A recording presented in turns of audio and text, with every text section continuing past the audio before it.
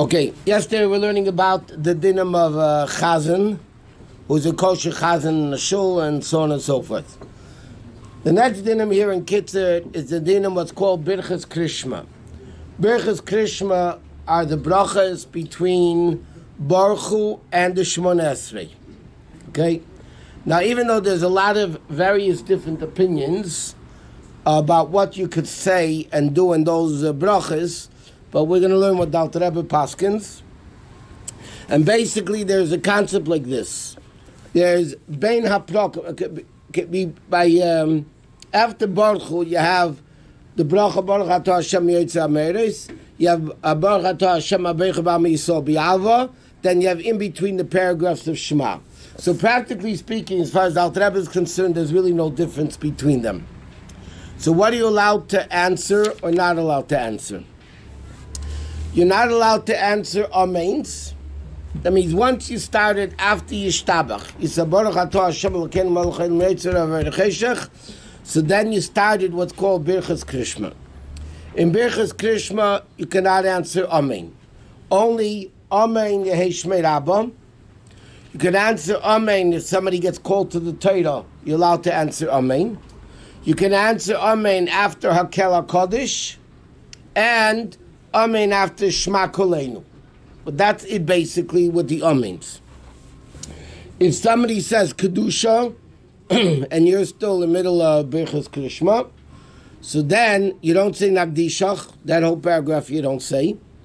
You say Kodesh, Kodesh, Kodesh, Hashem Tzvokes Melech Haloras Kvedei, Baruch Kved Hashem Memkaimei, and Yimlech Hashem La'elam L'Kach Tzin L'David Hallelujah. That's what you could say in the middle of Birchas Krishma.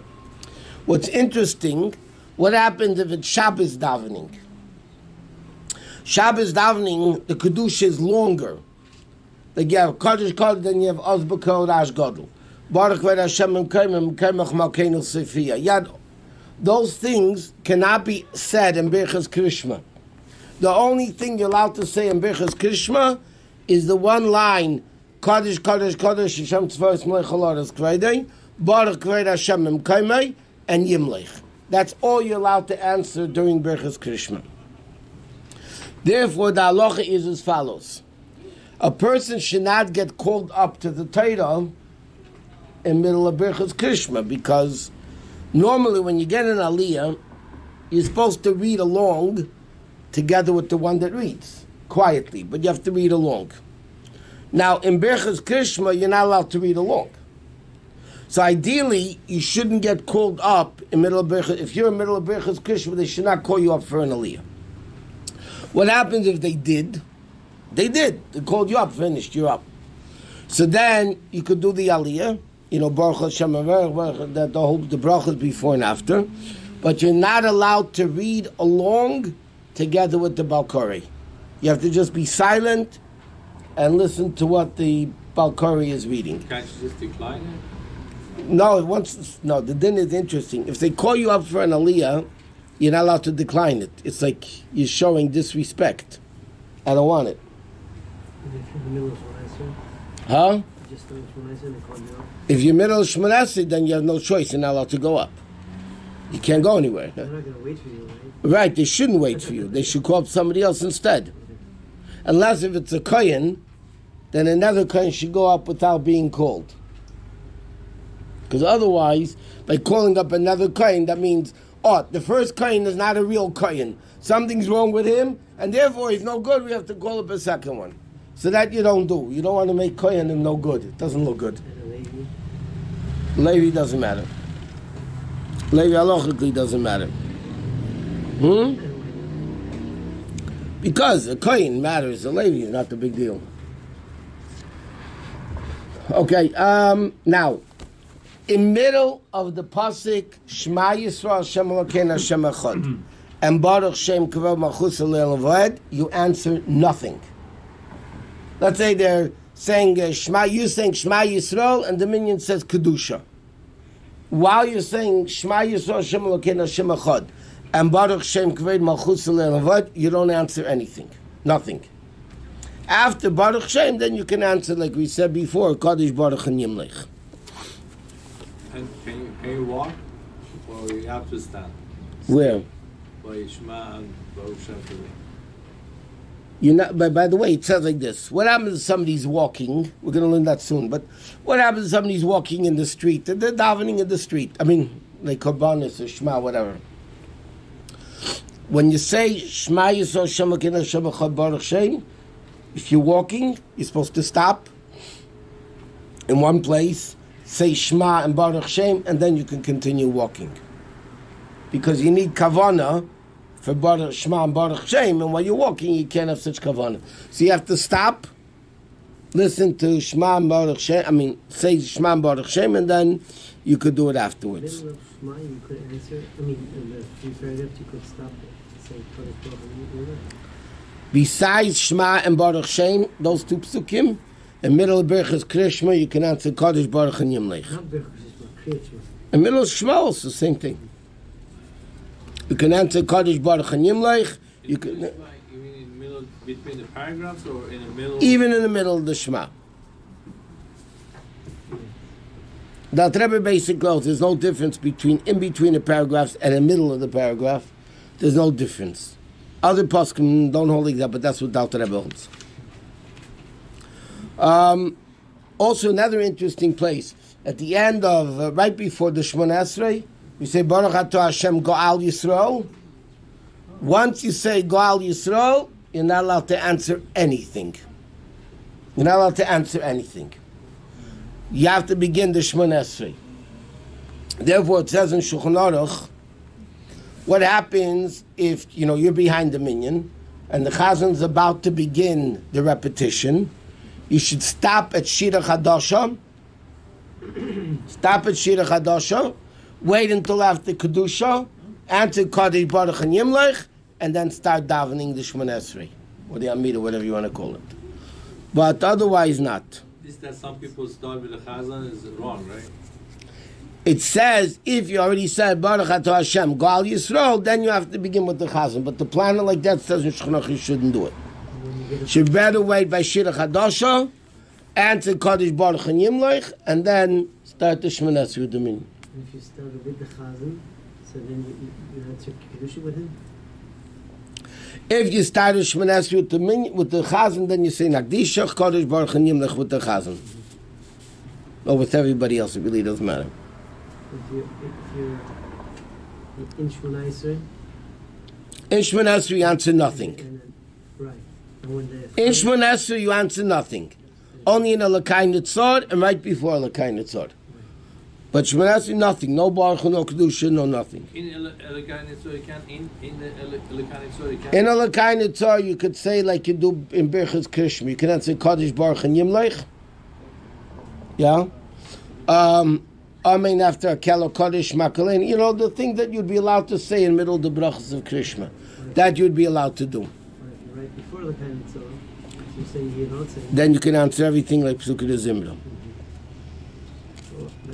If you're in Shemona Esrei and the chazan's already saying Kaddish, so it says in the Siddur you're supposed to wait. What? If you're in Shemona Esrei and the chazan's already by Kaddish.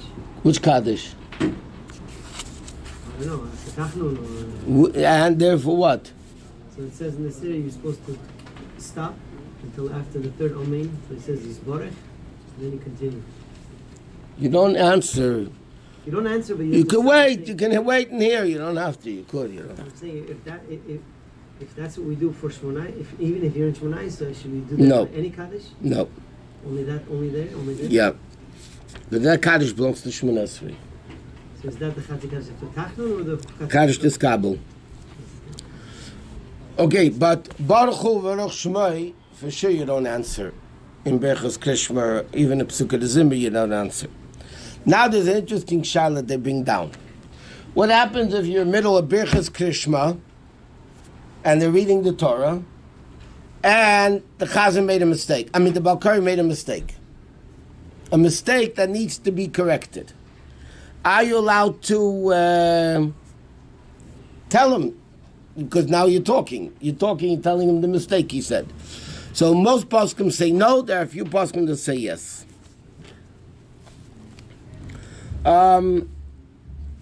Okay. Next, what else over here? Okay, next is the dinim of Shema. Okay, now, the Torah says, that's the introduction to Shema itself, is a biblical mitzvah to read the Shema twice a day.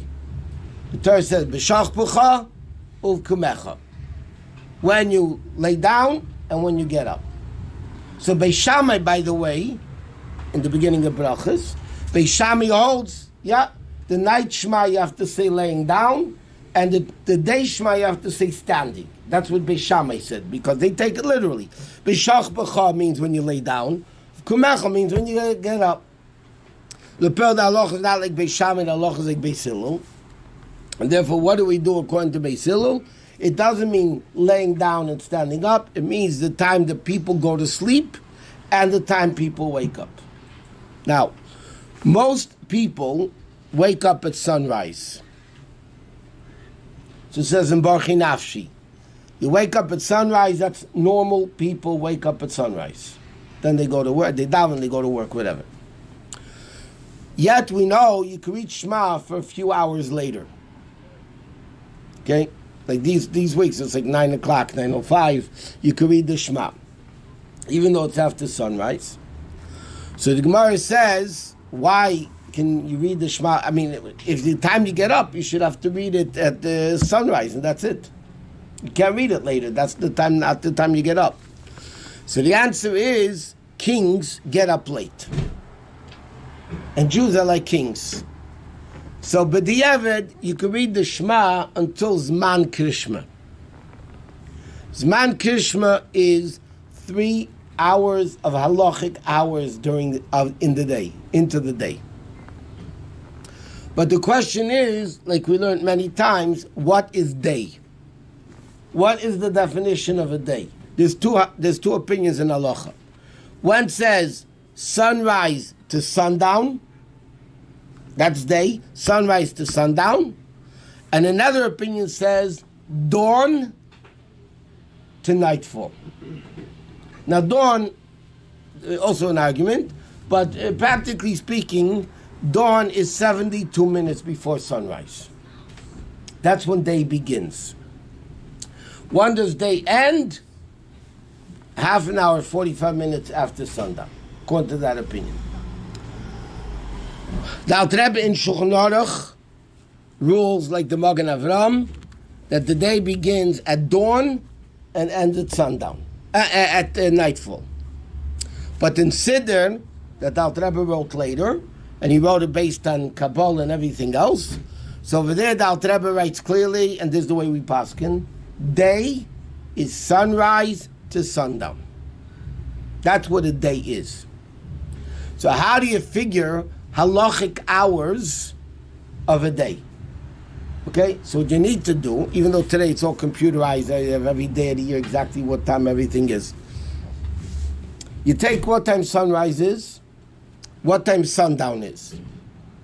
You figure out how many minutes there are in that day. Okay, sunrise to sundown, you figure out how many minutes are in that day. Then halacha says like this. According to halacha, day has 12 hours and night has 12 hours. But it's not 60-minute hours. And halachic hours means the amount of minutes in the day divided by 12. So if you have, let's say, 600 minutes